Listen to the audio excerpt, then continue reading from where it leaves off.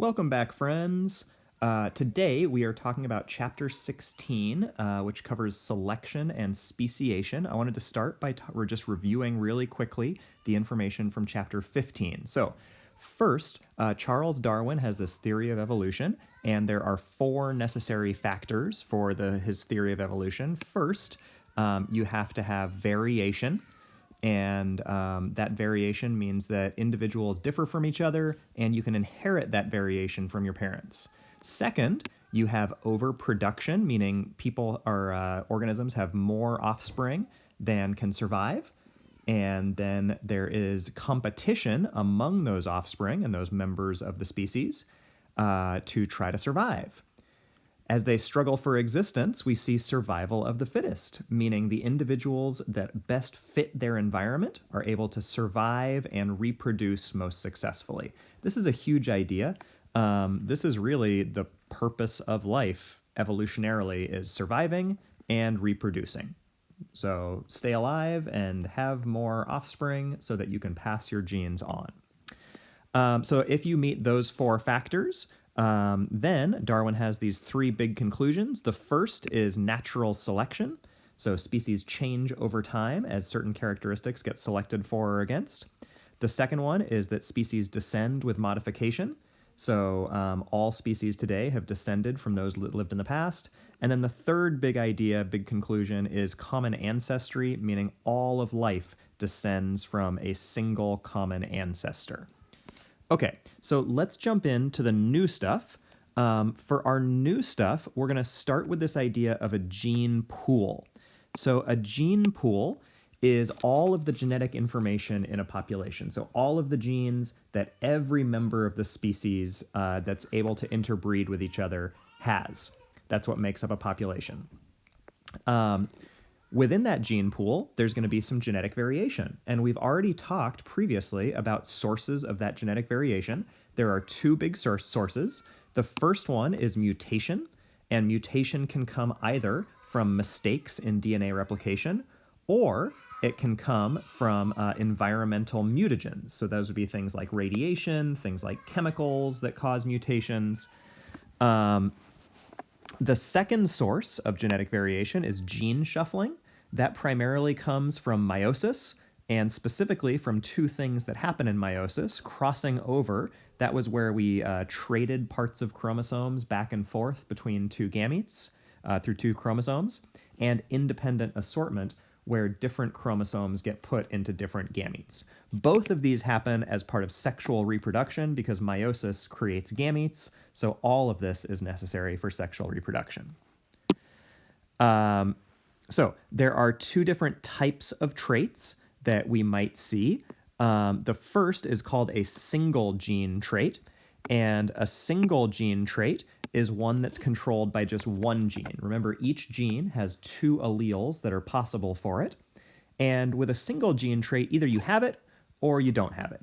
So a widow's peak, that little V at the front of your hair and your forehead, would be an example of a single gene trait. You either have a widow's peak or you don't have a widow's peak. Because there's just one gene that controls it, it's an on or off kind of thing. The other option for a type of gene is a polygenic trait. Most traits are polygenic traits because they're controlled by many genes. So this might be something like height. And because it's controlled by lots of genes, that leads to a variety or a varying spectrum. So you can be, 5 foot, 5'1", 5'2", 5'3", all the way up to, say, 7 foot or 7'6", and anywhere in between.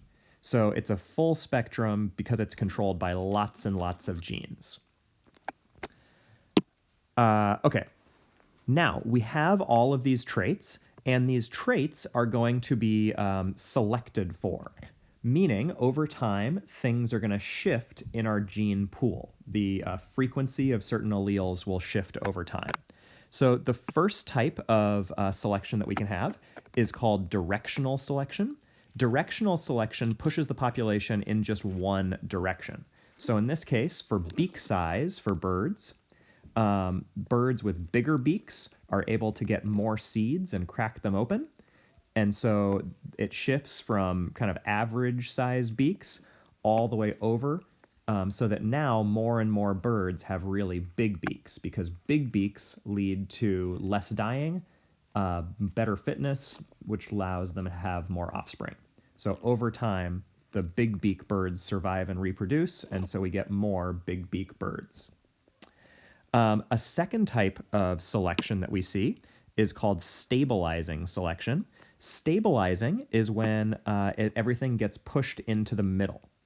So in this case, the stuff in the middle does the best. You can see that this yellow bar here, that's where things are dying the least, so they have the best fitness. An example of this would be baby weight. So if you are born really, really, really small, sometimes you are too small to survive, and so really low weight babies have a tough time. If you're born really, really, really heavy, then you get stuck on the way out, and that might stop you from surviving or stop mom from surviving. So babies that tend to succeed the most over time are middle weight babies. So this would probably be like 5 pounds right here, and over here would be like 10 pounds. So you can survive outside of those ranges, like especially now that we have medicine and we can keep very premature babies alive much earlier. And you can be born as a real big baby and still survive okay with medical intervention. But most babies are born between 5 pounds and 10 pounds because those are the babies that are big enough to survive, but small enough to still get out. So that's where the medium phenotype has the higher fitness. And then the third type of selection that we're going to look at is called disruptive selection.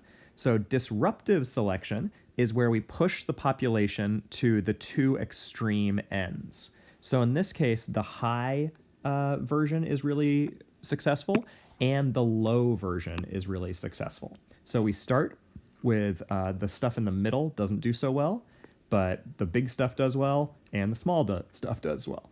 So maybe there are some little tiny seeds in tiny cracks that you have to access, and there are some big seeds that are really difficult to break apart. If I'm a bird, having a medium-sized beak means I can't open the big seeds and I can't get to the small seeds. So the population will kind of split into two. We'll have some that do really well because they have really big beaks and they can crack open those big seeds. And then we'll have other birds that have really small beaks and they can get to those tiny seeds that are hidden inside the cracks. So the population ends up kind of splitting. This is called disruptive selection. And as we're going to see, this can sometimes lead to speciation as the population splits into two different parts. Okay. So when we see a change in allele frequency, we call that genetic drift. Genetic drift specifically is like a random change in allele frequency. So just over time, some genes show up more and some genes show up less because certain organisms have more offspring than others. One way that this can happen is through something called the founder effect. So if the whole population comes from just a small group of founders, and those founders only have some of the possible alleles, then you'll see different frequency of the traits than in the previous population, or than the larger species. So with the founder effect, you might see a difference in genetic drift, a different gene pool, because it's coming from a very small group of founders. And those founders might not have a gene that was originally in the larger species. So if that happens, that can lead to speciation. And speciation is when a new species gets formed. Speciation occurs through a process of reproductive isolation. So reproductive isolation is where you are able to interbreed and produce fertile offspring within one group, but not outside of your own species. So basically you're isolating and not able to have offspring with things that are not part of your own species. And we call that reproductive isolation. And there's a bunch of ways that you can get reproductive isolation. The first one is behavioral isolation. So one of the things that's required to have offspring together is to have similar habits. For example, for certain types of birds, they can only mate if they sing the right mating song. If you don't know the song, you don't get to mate and you don't have any offspring. So if two groups end up with different mating songs, they won't find the other mating song attractive and they won't end up mating together. So that's a behavior, a habit that leads to behavioral isolation so that they won't interbreed. Another type of isolation is called geographic isolation. This is when two populations are physically separated. So maybe a new river starts running down a space, and that takes two groups of mice, and now they're separated by this big river. Well, if they can't get to each other, then they can't reproduce together. Or maybe a new mountain range grows through plate tectonics, and that separates two types of trees so that their pollen can't get to each other anymore.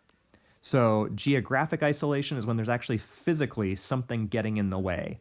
Galapagos finches traveling to an island would be a great example of geographic isolation.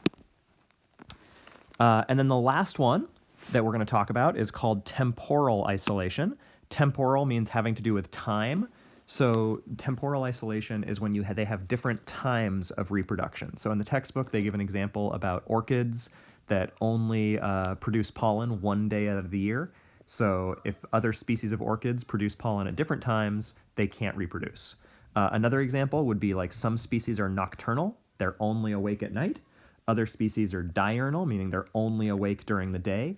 If you have a nocturnal species and a diurnal species, they're just not going to run into each other. And if they don't meet up, then they can't mate and produce offspring. So that would be an example of temporal, time-based isolation. So, does this actually happen? Turns out the answer is yes. Why would we be talking about it if it didn't? So a real-life example is the Galapagos finches. And what happened with the Galapagos finches is first, the founders arrived. So you can see down here, the founders, they came from South America, they flew over the ocean, and they landed on some of these islands. Second, we saw some geographic isolation. So those founding populations then jumped from one island over to another island, and they got separated by the water in between. So now they're separated physically. This is a geographic isolation component. Once they're on separate islands, we see changes in the gene pool. So because there's different size seeds on the different islands, one group of birds changes and starts seeing some different genes that are being successful. So we see a gene pool shift. Now group B is slightly different than group A in the genes that are present. And then we get reproductive isolation.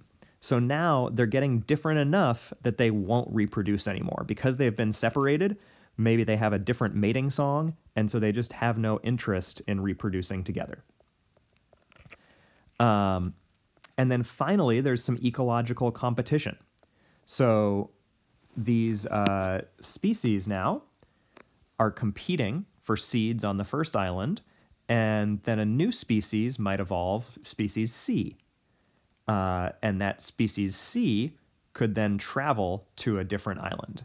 And basically just rinse and repeat this. It happens over and over and over again, and eventually you get different birds on different islands, and as a result, you end up with 13 different species of finches on this small chain of Galapagos Islands. All right, so that was chapter 16. Good luck answering those questions. And I hope you're doing well at home. Enjoy.